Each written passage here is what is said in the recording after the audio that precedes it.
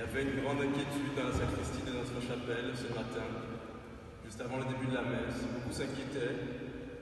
Que lirons-nous ce matin? Les lectures de Marie ou bien les lectures du jour, simplement? Il n'y a pas à s'inquiéter pour celui qui sait lire toutes les pages des Écritures, parle bien de Marie. On peut la déclarer bienheureuse dans tous les siècles, puisque dès le commencement déjà, dans toute la révélation, tout nous disposait à chanter sa louange. Mais avant de regarder Marie, regardons d'abord Salomon. Pour sa sagesse, le roi Salomon a été couvert de richesses par la reine de Saba. Nous l'avons entendu à l'instant. Et à cause de cela, le peuple d'Israël a conservé sa mémoire. Combien plus convient-il que nous fassions mémoire aujourd'hui de la bienheureuse Vierge Marie, qui nous a obtenu le principe même et de la sagesse et de la richesse, à savoir le Christ. La richesse et la sagesse du roi Salomon étaient déjà admirables, mais elles restaient décevantes. En effet, par ses nombreuses concubines, à la fin de son règne, il a démontré les limites de son intelligence. Quant à sa richesse, il est mort. Et mort, il a laissé ce qui lui appartenait à ceux qui devaient lui succéder, comme tous les hommes. Et cet héritage fut même arraché lors de l'exil à Babylone, parce que le temple de Jérusalem, dont on a pu lire, la majesté a été rasée. Il n'en reste plus rien jusqu'à aujourd'hui. C'est pourquoi, aussi admirable qu'ait été Salomon, il n'était que l'image du Christ qui devait venir après lui. Bien supérieure à celle de Salomon sont en effet les richesses et la sagesse que Dieu nous a communiquées dans le Christ. La richesse du Christ, la grâce dont il est comblé, est la plus précieuse pour deux raisons. D'une part, parce que celui qui désire la posséder est certain de pouvoir l'obtenir. C'est le sens de cette parole de Jésus. Demandez, vous obtiendrez. Et deuxièmement, parce qu'en la possédant, on ne craint pas de la perdre malgré soi. C'est ce que dit saint Augustin de la sagesse dans ce traité du libre arbitre. Il dit bien que celui qui possède la sagesse possède toutes les vertus. Il ne craint pas qu'on la lui subtilise. Il ne craint pas de la perdre malgré la grâce. Il suffit de la demander à Dieu. Et pourrait-on même être possédé par le démon, par Satan?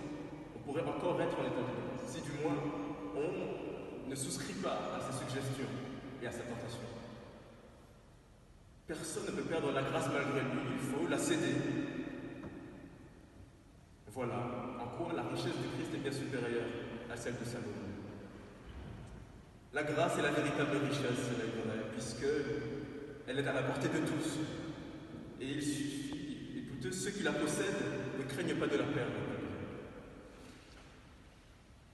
En ce qui concerne la richesse, oui, le Christ est supérieur à Salomon. Également, en ce qui concerne la sagesse, nous l'avons bien vu dans cet évangile.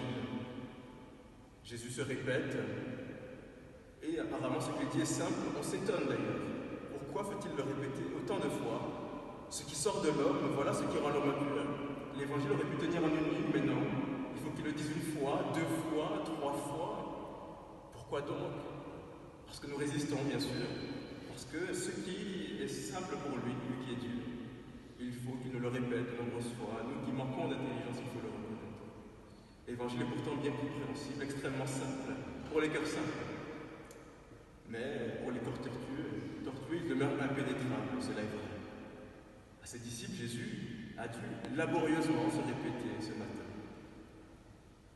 Rien de tel dans les apparitions de Lourdes et dans les révélations, dans les messages que la Vierge Marie a adressés à sa Bernadette.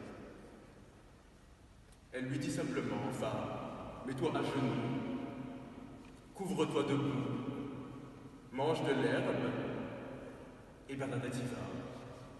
Elle va dans la grotte, elle se met à genoux, elle se couvre debout, mange des herbes, très simplement. Elle n'y cherche pas une allégorie, une métaphore, un sens caché, non. Elle entend, elle le fait. Cette demande de Marie est extravagante, il faut le reconnaître, mais légitime. Car la toute pure a pu demander à Bernadette de se salir ainsi extérieurement, parce qu'elle se savait capable de le procurer par la médiation de son Fils. Une pureté, cette fois-ci inaltérable, parce qu'elle serait intérieure. Prions donc, frères et sœurs, prions donc, frères, pour que cette richesse, cette sagesse et cette pureté véritable, par l'intercession de Notre-Dame de Lourdes, nous en héritions nous aussi, par Jésus le Christ, notre Seigneur.